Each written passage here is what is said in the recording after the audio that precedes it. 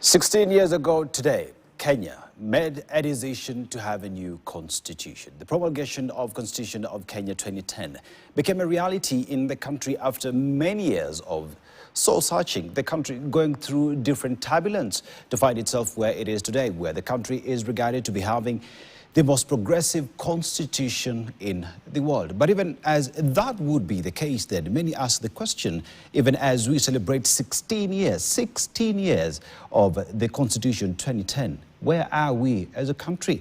We shall be having a discussion around Katiba at 16, some of the misses, some of the wins, the gaps that do exist, and what we must do together as a society, as Kenyans who gave these documents upon themselves as a guiding document, as the blueprint that makes Kenya what it is today. And we shall be having this discussion with two gentlemen who have been key when it comes to this constitution, legal minds in the country, individuals who are celebrated for having gone through the difficult part of making sure that this Katiba is here with us today. My name is Dennis Aseto, and it is Katiba at 16 as brought to you by Standard Media Group, KTN, and across all the social media platforms and other platforms as well. But in studio with me is retired Justice Aaron Ringera, former Director, Kenya Anti-Corruption Commission. Karibu sana, Director. As well as Professor Kibwana, former Makueni Governor and Law Lecturer, who will be joining us momentarily as we dig deeper into this conversation. We looking back at Constitution as is, the gaps that do exist, and what we must do to move forward. Karibu sana. Thank you very much for having me tonight. As we talk about the Constitution, Katiba at 16 today, many would remember you having been key and one of the building pillars when it comes to Constitution of Kenya 2010. But as we sit here today, how would you state it has been so far? Well, it is one of the greatest milestones this country made. For the very first time, Kenya had a constitution made by Kenyans for Kenyans. It's a very great document we have, which places people at the center of it. Indeed, the opening article vests the sovereignty to the people of Kenya. Not the king in parliament like you have in the United Kingdom, not in the president like we used to have under the 1963 Constitution, but sovereignty vested on the people. And this Constitution tells you how that sovereignty is delegated to the executive, the national government, the county government, delegated to the national, to the county assembly, to the county executive. So it creates, for the very first time, two layers of government, the national government and the devolved in government. That is one of the most important innovations of this Constitution. The second thing it does, of course, is to praise the enjoyment of human rights at the forefront of the Constitution. The Bill of Rights under the old Constitution was chapter 5. Now you find it is the very first chapter in the Constitution, and that stresses the importance of fundamental human rights.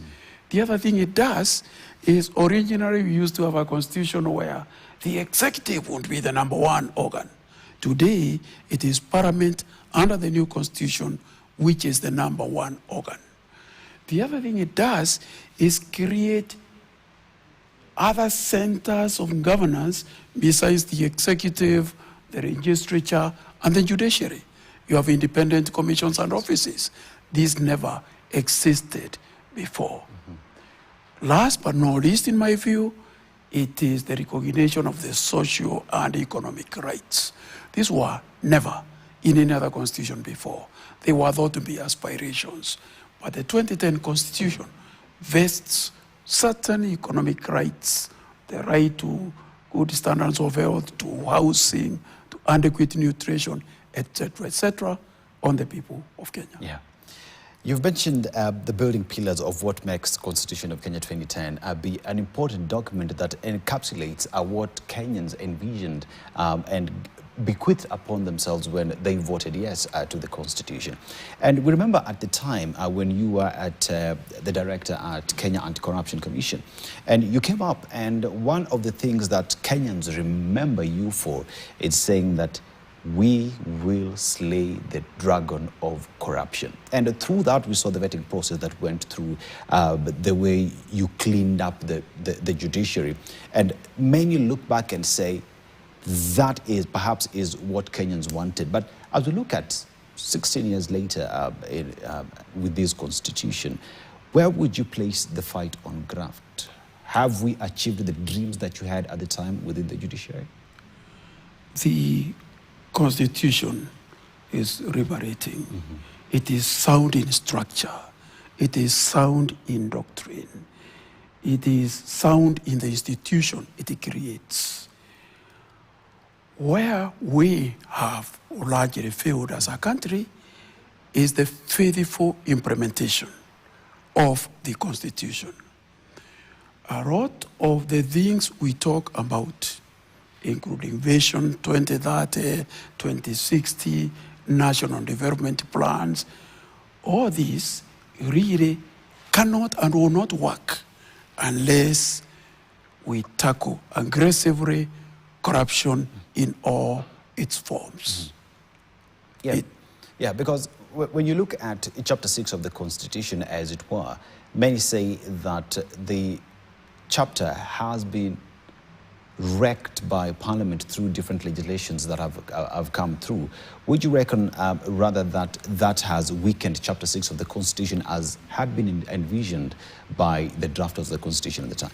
Yes, Chapter 6 of the Constitution was supposed to be a key pillar of the new Constitution, where integrity in leadership would be at the heart of the matter.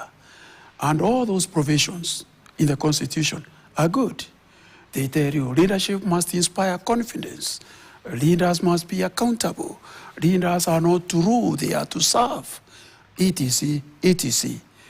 And leadership should be something that brings honor to the office and to the holder of that office. Where we went wrong was in the initial stage of creating registration to implement that. Mm-hmm. It was substantially diluted in order to preserve a situation which is not very good. Mm-hmm. So that chapter has not been implemented, if you ask me. Yeah, because when you look at, if we just piggyback on you saying that you will slay the dragon when it comes to corruption at the time. And today, unfortunately, we equally find ourselves doing stories covering the fact that there are even reports, petitions against judges who are accused of participating in graft in one way or the other. In fact, not long ago, the Law Society of Kenya was up in arms protesting against some judicial decisions that have been made by the judiciary. What does that do to the realization of the Katiba? Because you remember that the judiciary is important, especially when it comes to the interpretation of different statutes within the law. So when you see that judiciary itself finds itself at the center of being accused of being corrupt, what does that do to the realization of the dream that you had at the time? I would want to answer that question by contextualizing the place of the judiciary. Mm-hmm. We said that the sovereignty of the people is vested in the executive, it is vested in the legislature, it is vested in the judiciary. All these organs exercise sovereign power on behalf of the people of Kenya. None of them is superior to the other.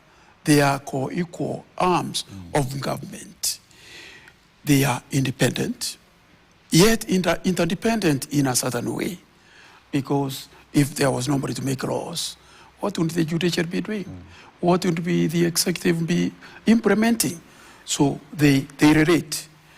But the judiciary, to my mind, is a very, very important organ. of the state. It is where disputes between citizens themselves, between citizens and the state, between various organs, county government and national government, between all these corporate bodies eventually end.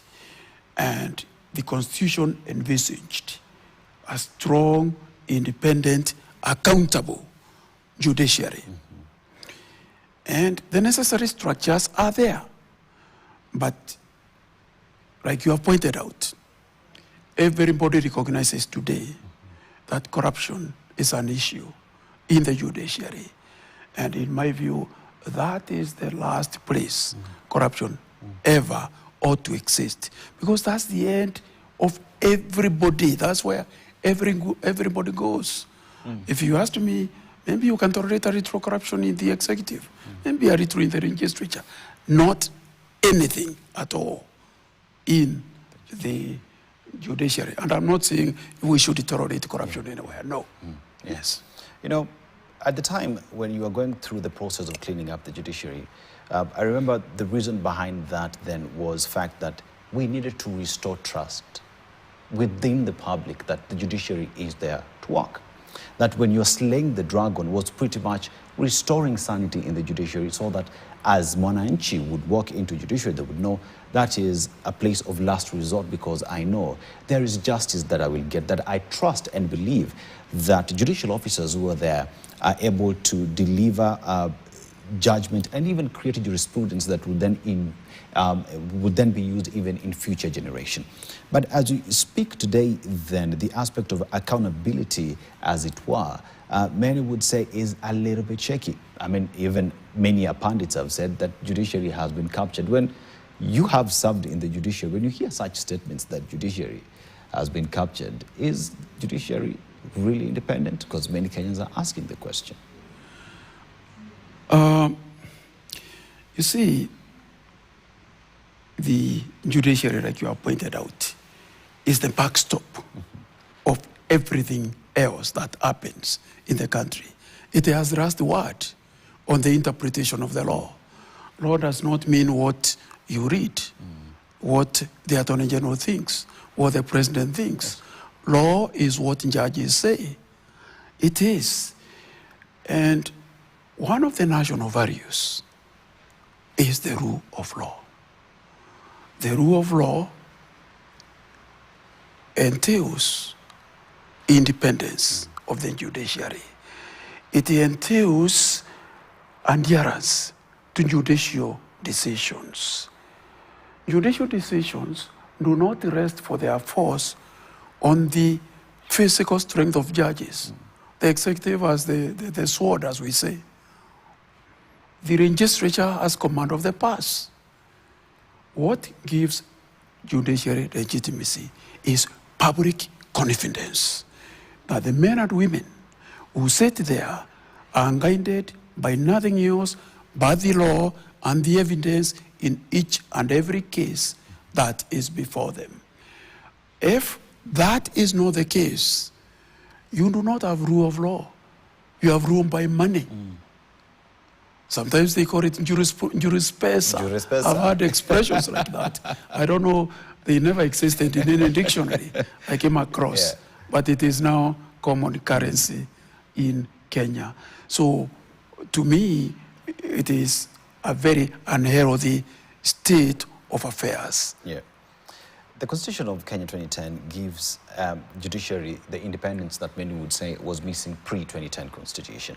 And the independence that came there allowed the judiciary to go through its course without interference from the executive. Because, but then again, you equally have to read the law by the fact that the executive, judiciary, and the legislature, they must work together for us to say the country is moving forward. When you look at the independence, many again have said that the independence seemingly has made it difficult for accountability to be held within the judiciary, because then now today, if you want to institute a matter before against a judge, you have to go through the Judicial Service Commission. Has this independent made it difficult for accountability, or is it that we are not living by the spirit of the Constitution? It is a very tough question. The Constitution intended to create and has created actually an independent judiciary. The Constitution has also created a Judicial Service Commission, an independent commission in itself, which was previously lacking in the previous Constitution. So you have independence. It's there, very, very strong. Question is accountability. Accountability. And the independence, as in a way, made accountability difficult. But I wouldn't remove independence because there is want of accountability. What I would stress is that there ought to be accountability. Perhaps from what is being said is that the judges are protecting themselves too much because of their majoritarian composition in the Judicial Service Commission. I don't know whether that is true. If that is established to be a fact, then the way perhaps would be to ensure that there is more public representation in the Judicial Service Commission, so that there is no single sector that is predominant. Yes. Yep. You know, it's interesting that you brought up that conversation, because the previous go-slow by the lawyers in the country was because, first of all, there are these judges that they had a problem with, and they went to the JAC, but unfortunately, the very same judges went to court again and blocked the process at the Judicial Service Commission, which then one asks the question, at that point where the Constitution has created mechanism that makes it easier to hold judicial officers to account, yet using the very same judiciary again to fight the process. Is it catch-22? Where does then accountability fall when we see such happen? It is a very difficult nut to crack. Prof, let me greet you, even though we are being interviewed. It is a very difficult nut to crack, because one of our national values, like we said, is the rule of law, access to law. Judges are Kenyans. They are entitled to access the law. Judges have constitutional rights. They are entitled to vindicate those constitutional rights. You cannot take it away from them. And yet, this leads to a situation where they are accessing the courts because they are entitled to access the courts, and stopping investigations against them, which ought not to be the case. I have no solution myself against that, except to think of perhaps very radical amendments to the Constitution. Something that would provide, for instance, no judge can sue in a matter in which they have personal interests. I don't know. Maybe Professor will help us in cracking this nut. He's a greater theoretician than I am. A great politician than you are. But I think before I even bring in Professor in, karibu sana Professor, and welcome to Katiba at 16. We are going through that. But when you talk about the Constitution at 16, we look at the reform agenda that Kenya had been battling with for a very long time, because you go back to the Bomas draft.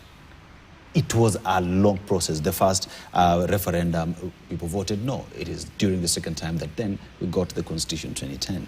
But even while at that, one asks the question, with the reforms that the country had wanted, what would one say are the unfinished business, unfinished reform agenda within the judiciary that we've not seen or have not exercised as a country? I think accountability is not manifest in the judiciary. It is something to be thought about, how to make judges, magistrates, cadis more accountable to the people of Kenya. The independence is guaranteed. The independence ought not to be disturbed. It ought to be celebrated. It ought to be encouraged. In fact, today, even with all these shortcomings, we are talking about, many Kenyans believe that the judiciary is their last line of defense. And in fact, you've seen cases filed by citizens, filed by various people, where government registration, government policies, government actions have been ruled unconstitutional and stopped in their tracks. Yes. So even as we lament the shortcomings of accountability, we should not throw the baby out with the bathwater. Yes, yes. Professor, it's been said that rather, Kenyans always open the book of lamentations, year in, year out. We open the books of lamentation, but today, let us open the book of revelation as well. Eh? Let's open it up. Like Justice had alluded earlier, when it comes to the oversight or accountability in the judiciary, we find that judicial officers who found themselves pretty much at the dock are being asked to answer to questions, have run to court to stop the JSC from investigating them and coming up with a decision thereafter. Many ask the question then, is the judiciary itself being used to fight accountability? Okay.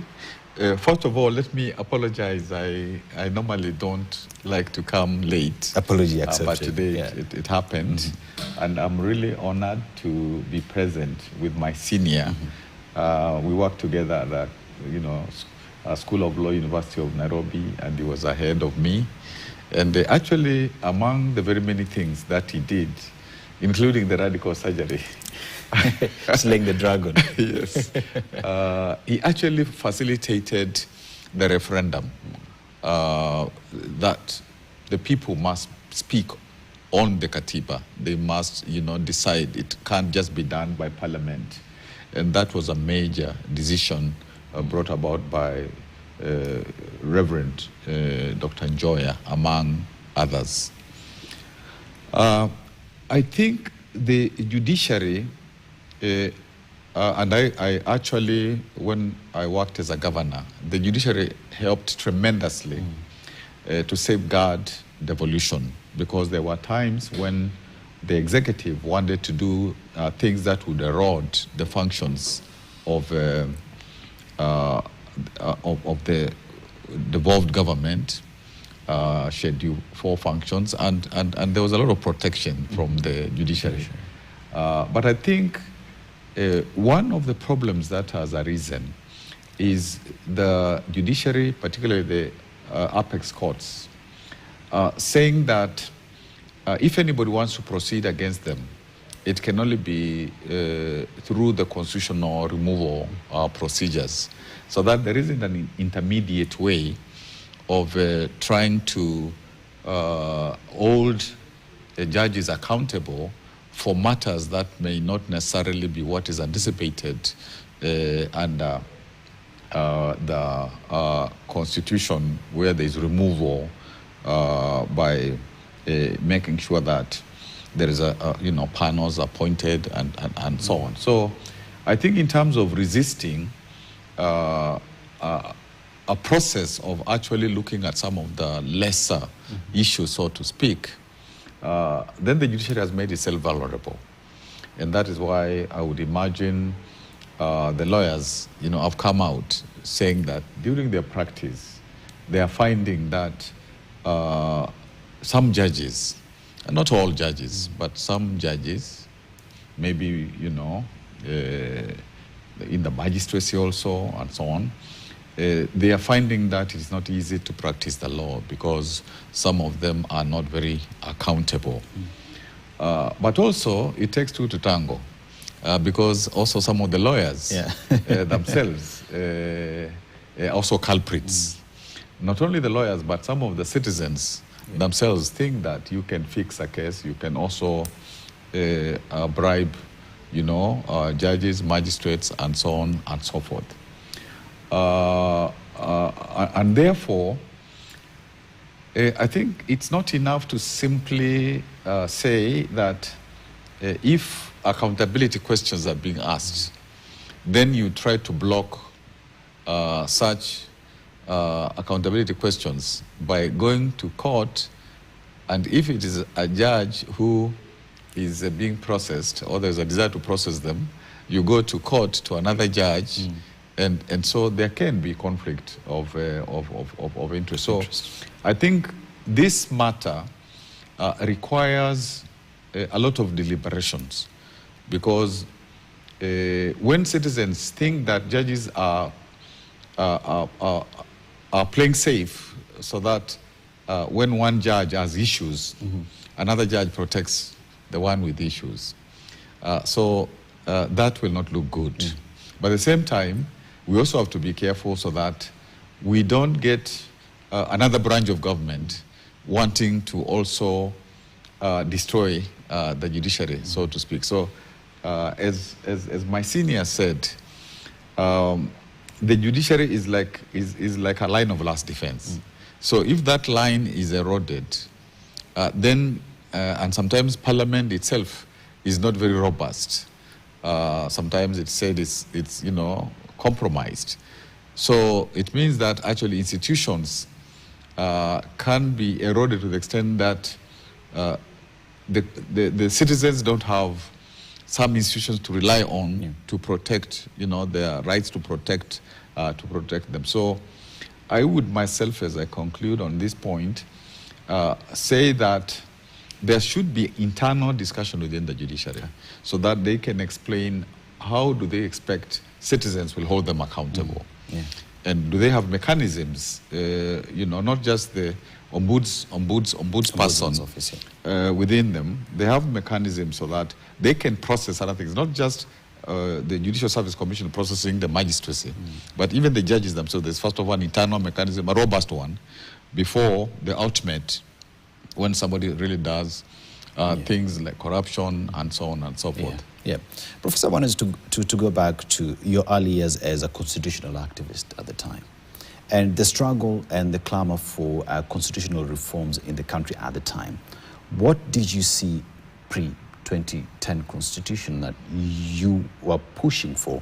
And now that we are 16 years in, have we achieved the dreams and aspirations that you were pushing for, that you were clamoring for, that you envied Kenya to have? Well, I guess at 16, the Constitution is a teenager, and teenagers can be troublesome. They can be stubborn, but the Constitution itself is not troublesome. It is, I think, those who are charged to implement it. And of course, like I said earlier, that journey of making the Constitution was not an easy journey. And, you know, from the Yash Paul Guy Commission up to the end bit of Zamba Kitonga Committee of Experts, and also the Parliamentary Committee, which sat at Naivasha, and then the Committee of Experts now tidying the final Constitution, which now was taken to Parliament. Parliamentarians wanted to even amend, but it was not possible, and therefore what was passed was essentially what the Committee of Experts of the late Zamba Kitonga and what had been changed or negotiated or agreed upon at Naivasha. And of course, people say that what you got eventually was not bombas. In the line of all those negotiations, including the 2005 referendum, where there Wako Kilifi draft was defeated, which was supposed to have diluted what had been agreed bombers up to that point. I think the Constitution radically opened Kenya. And indeed, in my view, if all the actors, including the citizens, we were to implement this Constitution, I have an occasion to say we wouldn't even need some of these fancy manifestos that political people put before us as solutions. Because from the sovereignty of the people, from the human rights, from the independence of the judiciary, parliament, independence of the judiciary, the separation of powers, matters to do with the values, very, very, very robust in terms of values, Article 10, and almost every chapter in the Constitution having a values framework. If we were to actually leave the Constitution, then the issues that we have, even the youth issues and all that, actually, even the economic, social, cultural rights, like whether it is health, whether it is food, nutrition, whether it is sanitation, whether it is protecting old people, gender, the youth, it's really a very robust Constitution. And I think one must really say to Yash Paul Guy, who was quite visionary, leading that initial process, we could achieve a lot. But I think there are still those who have the nostalgia of the old Constitution. And that's why some of the leadership are still clinging on to the 1963 Constitution as amended, as if there is in the 2010 Constitution. But, now, I think where we are as Kenya, maybe it's not like Tanzania, maybe it's not like Uganda. Even when people try to do things against the Constitution, there's a lot of resistance because people are saying this is the pact that we agreed on. You can't just tear it apart. So, in a way, we are lucky because of that, and that's why people will go to court, as my senior said, and say that these are my rights. You can't do this, public interest litigation, and that's a positive. That's a positive thing. But I still think we did it, as I have had occasion to say before, we never had a Constitution implementation policy. There was the Nyachai Committee, which tried to help us implement the Constitution. But after a while, its time ran out and it was not renewed. So we don't have a body now, which, apart from the judiciary, which can help to implement the Constitution and a policy, a constitutional implementation policy. Maybe that's something that we can revisit. All right. Yeah. Justice, there is having the Constitution 2010, 16 years later, but there is living the spirit of the Constitution and constitutionalism being seen to be true. Where we are today in terms of what the Constitution states, what the Constitution provides vis-a-vis seeing that on our day-to-day life. Are we living, saying that we're living in an era of constitutionalism, or do we have the document called Constitution of Kenya 2010? And when many question that, would it be because of the delayed or rather the slow pace of implementation of the Constitution? I think, like Professor Kibwana says, the Constitution in itself is the greatest public policy document. The Constitution is also the greatest legal norm that we have. And it's a very good document. The structure is sound. But we have failed in its implementation at almost all levels, at the executive level, at the judicial level.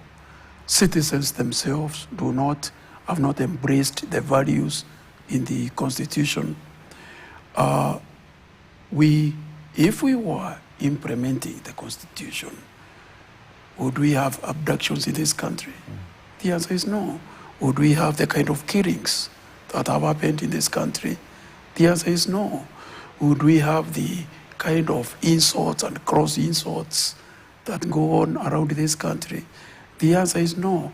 It's as if the Constitution is a book we keep in one corner of our room, go out and do our own things and believe we are implementing the Constitution. We have a deficit in the software of our own people, the attitude, what you are calling constitutionalism, believing this is us, this is ours, this is what we should do. We look at it sometimes as an inconvenient document, and yet we are allowed to say we adopted it and gave it to ourselves, which we did in a public referendum.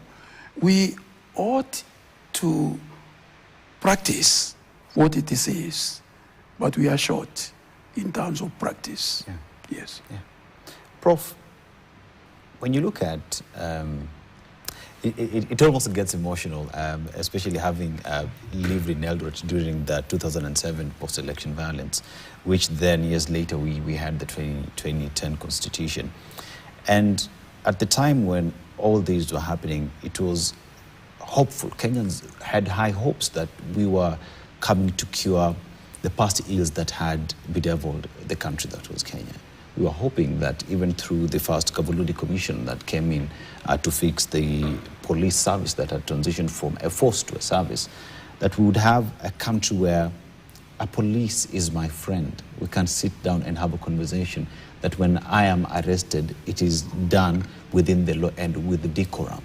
But today, as Kenyans look at Constitution 2010, 16 years later, they ask themselves, what happened? Where did we go wrong? Because look at the independent bodies that we talk about. If it's throwing insults as Justice is referring to, we have NCIC, another independent institution to make sure that that does not happen. When it is graft corruption that we see on a daily basis in the country, again, Kenyans built EACC to deal with that. If it's extra security of the country, we have an independent body called the police and an IG that is independent. Where did you go wrong? Where did we lose the mark? Coming from a point where Kenyans could arrest police officers when they ask for bribe. You know, there are those who didn't actually believe that we should have a democratic constitution, a constitution that announces democracy, announces freedom, announces good governance, those values. And because of the struggle towards the new constitution, it was realized that the country was almost at a breaking point. And therefore, there were those who said, let us give them the constitution, but we will not do what it says. Because they were not convinced that the country is ripe for the kind of freedom that citizens are yearning, and especially the push of young people. And that's why the constitution, therefore, to some, is like an inconvenience. It's not something that you abide by, but you concede it because, there's going to be trouble. These people have been pushing in the 90s, from the Mololongo election especially, in the 90s, for two decades. So they were not convinced that they should follow whatever it is that is agreed on. And that's why even that long period, and from like the Yashgai draft, the Bomas, draft, you can see that some of the strong provisions are being kind of diluted, and of course it is said it's negotiation.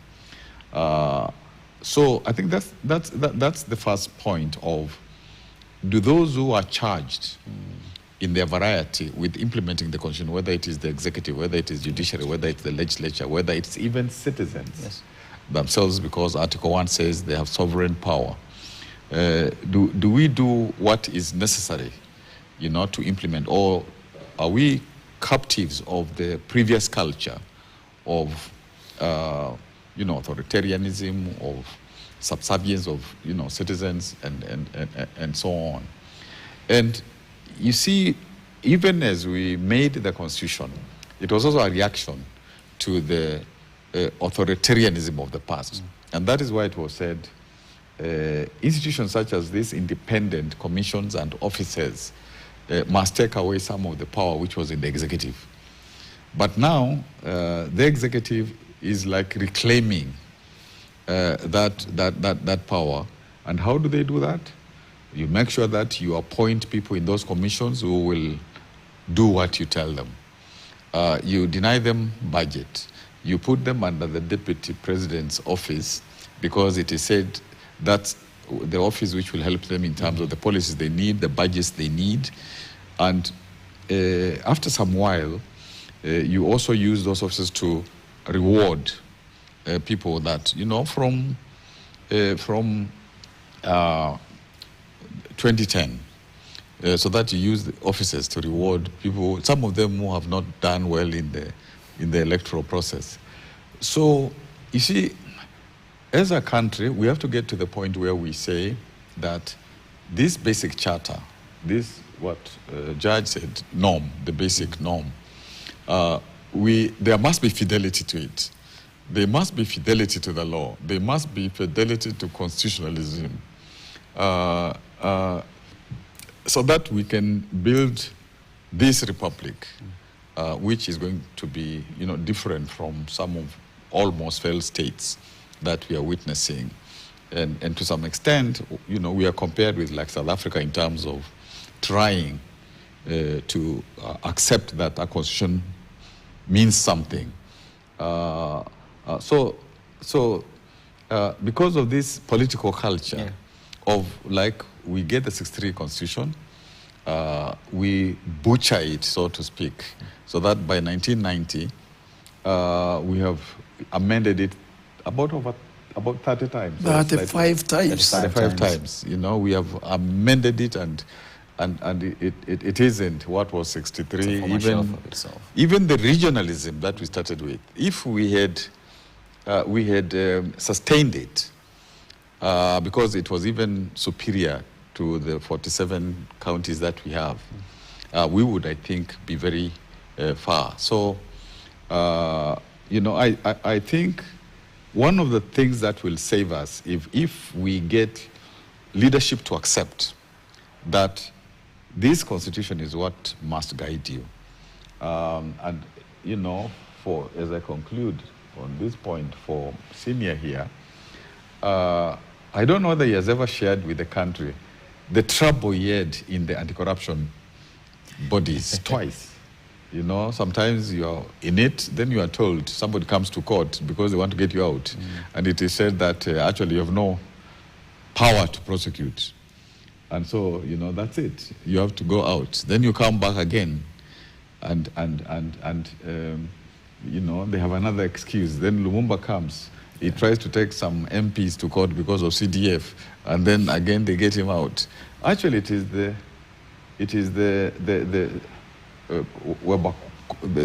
Archbishop Webakula, who, I don't know whether I'm pronouncing his name properly. Wabukala was the first one to serve his term.